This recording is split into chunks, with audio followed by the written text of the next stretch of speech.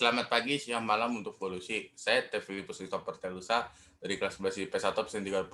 Di sini saya akan mengerjakan tugas remedial perbaikan nilai untuk video presentasi. Jadi saya akan membacakan makalah saya dan saya akan mulai dari judul makalah saya terlebih dahulu yang berjudul Analisis Pengaruh Kondisi Kesehatan Mental selama pandemi COVID-19 terhadap kesehatan fisik kelas 10 IPS SMA Strada Santo Thomas Aquino.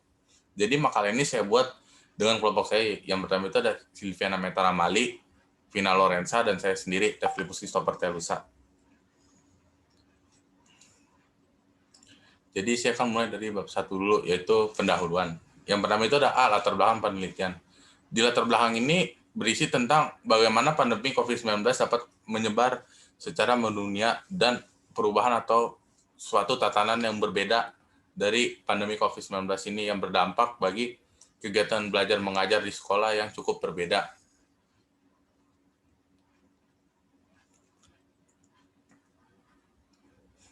Memang untuk bagi para siswa sendiri, untuk menerima kegiatan belajar mengajar seperti daring ini agak sulit untuk diterima ya, bagaimana kan kita biasanya belajar di sekolah tapi hanya belajar di rumah, dan bisa juga terjadi kejenuhan, dan juga yang bisa dilihat sulit untuk memahami materi dari guru. Nah, yang kedua itu ada identifikasi masalah. Jadi di sini tuh apa ya, bisa dibilang tuh seperti latar belakang penelitian tersebut yang bisa dilihat dari identifikasi masalah seperti pengenalan lingkungan sekolah secara jarak jauh maupun pandangan siswa kelas 10 IPS SMA Strada Santo Thomas Aquino.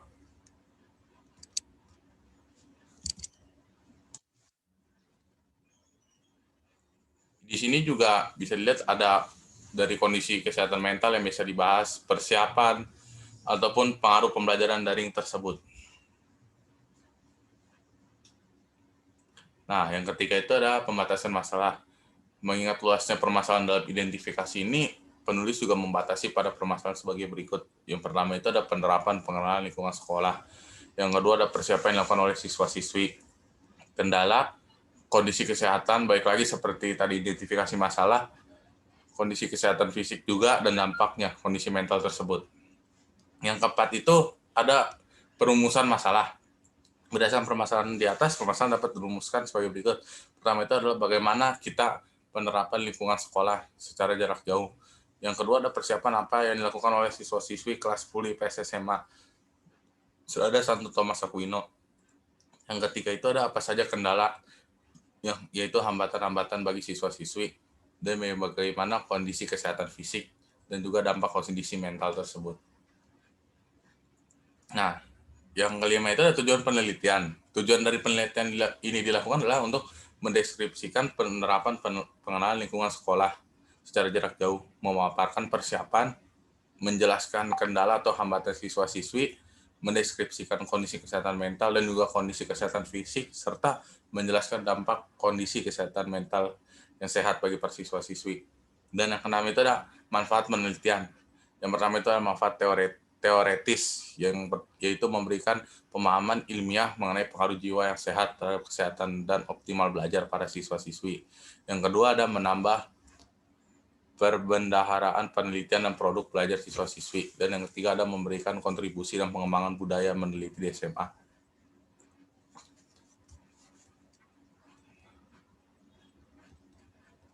Nah, selanjutnya itu ada dari manfaat praktis. Manfaat praktis itu ada yang pertama itu proposal penelitian dapat dijadikan sebagai evaluasi atau pemahaman lebih lagi, atau bisa dibilang untuk memecahkan suatu masalah tersebut. Yang kedua itu apa? Yang kedua itu ada dapat dijadikan sebagai pengalaman belajar bagi para siswa-siswi untuk bisa menggali lagi pelajaran apa yang sedang dipelajari. Dan yang ketiga itu ada dapat dijadikan sebagai landasan pedoman atau panduan untuk mengikuti pelajaran tersebut. Nah, yang selanjutnya itu pembatasan pengertian istilah. Yang pertama itu adalah kesehatan mental, yaitu kondisi jiwa para siswa-siswi. Yang kedua, kesehatan fisik yang dimaksud adalah kondisi raga para siswa-siswi. Yang ketiga, yang terakhir itu ada yang dimaksud, yaitu langsung berdampak pada proses belajar mengajar. Nah, ada bab 2 atau tinjau pustaka yang A itu ada deskripsi teori. Pandemi COVID-19 ini bisa dilihat dari situs yang kita punya tersebut. Jadi di sini tuh hanya menceritakan bagaimana kita mencari isi artikel dan bagaimana artikel itu menjelaskan bagaimana virus pandemi COVID-19 ini terjadi. Yang kedua itu, jika kita lihat dari artikel tersebut, ada dari kesehatan mental.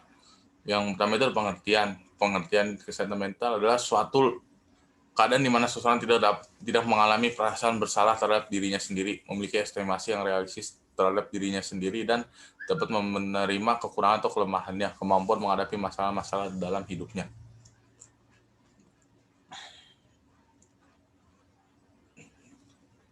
Nah, setelah itu ada protokol kesehatan jiwa atau psikososial, atau di sini bisa dijelaskan, bisa dibilang seperti akibat COVID-19 orang semakin nggak bertemu dengan orang lain atau memunculkan rasa takut untuk berkomunikasi dengan orang lain karena pandemi COVID-19 ini juga dapat bisa mengubah kebiasaan orang yang biasanya bertemu atau bersapa dengan orang lain dan sekarang hanya mungkin dari telepon atau mungkin dari media online saja tanpa harus bertemu terlebih dahulu.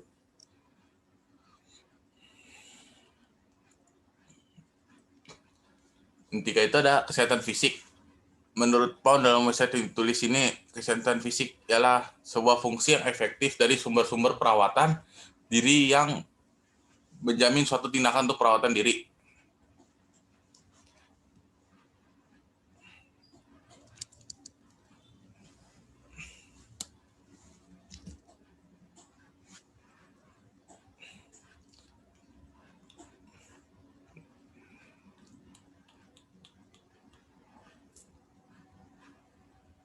Nah, selanjutnya itu ada penelitian yang relevan. Penelitian ini tentang analisis hubungan pengaruh jiwa yang sehat selama pandemi COVID-19 terhadap kesehatan para siswa-siswi kelas 10 IPS SMA Santo Thomas Aquino Tangerang.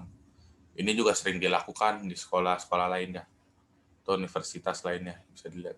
Nah, jadi kita menuju ke bab 3, ada metode penelitian. Yang A itu, yang pertama, populasi dan sampel. Satu, populasi. Nah, bisa dijelaskan bahwa populasi dalam proses penelitian ini merupakan seluruh siswa-siswi kelas 10 IPS Santo Thomas Aquino dengan jumlah total 105 siswa. Nah, yang kedua itu ada sampel. Penetapan sampel dilakukan dengan menggunakan teknik random sampling, di mana dengan teknik ini memiliki satu tahapan saja. Yang kedua itu metode pengumpulan data. Pengumpulan data penelitian ini didapat dengan melalui beberapa metode. Metode yang pertama digunakan adalah kuesioner atau yang biasa disebut dengan angket, yang bisa digunakan oleh para siswa-siswi untuk mengukur data banyaknya siswa-siswi tersebut. Yang ketiga itu ada metode analisis data. Penelitian yang diangkat oleh kelompok penulis merupakan jenis penelitian eksploratif, di mana secara khusus penelitian ini merupakan penelitian bersifat kualitatif. Setiap data yang didapatkan oleh penulis akan diolah secara analisis deskriptif, kualitatif. Metode ini akan berfokus kepada analisis dan juga pengamatan berdasarkan data yang telah didapat. Nah, di sini tuh habis itu ada instrumen penelitian.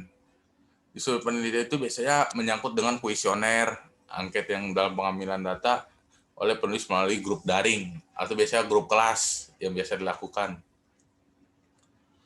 Dan yang kedua itu ada wawancara. Nah, dalam wawancara itu biasanya penulis akan mendatangkan langsung narasumber atau bertanya langsung ke narasumber mengenai peristiwa atau kejadian yang sedang dialami oleh narasumber tersebut atau semua orang pada masa sekarang ini.